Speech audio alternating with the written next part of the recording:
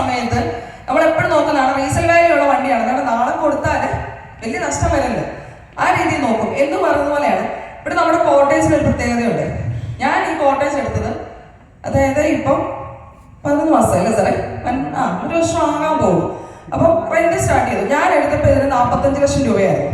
ഇന്നത്തെ റേറ്റ് 1,10,00,000. അതിന്റെ 2 കോട്ടേജ് എടുത്തത്.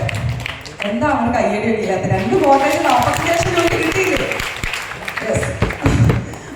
അതായത് അപ്പം 22 ലക്ഷം രൂപയാണ് എനിക്കൊരു കോട്ടേജിനായത്.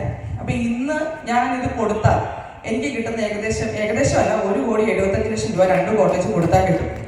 അതുപോലെ തന്നെയാണ് പ്ലോട്ട്. ഒരു ചന്ദന പ്ലോട്ട് എടുത്ത സമയത്ത് 8 ലക്ഷം രൂപ, തുടക്കത്തിൽ 6 ലക്ഷം രൂപയ്ക്ക് സ്റ്റാർട്ട് ചെയ്തു. 8 ലക്ഷം രൂപയായപ്പോഴാണ് ഒരു പ്ലോട്ട് എടുത്തത്. ഇന്ന് അതിന്റെ റേറ്റ് 25 ലക്ഷം രൂപ.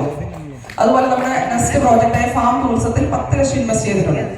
അപ്പം ഫസ്റ്റിലെ ഇവിടെ അഭിലാഷ്, എന്റെ ഹസ്ബൻഡാണ് അഭിലാഷ് പറഞ്ഞത്, ടോട്ടൽ എന്റെ 87-88 ലക്ഷം രൂപയോളം കമ്പനി ഇൻവെസ്റ്റ് ചെയ്തിട്ടുള്ളത്.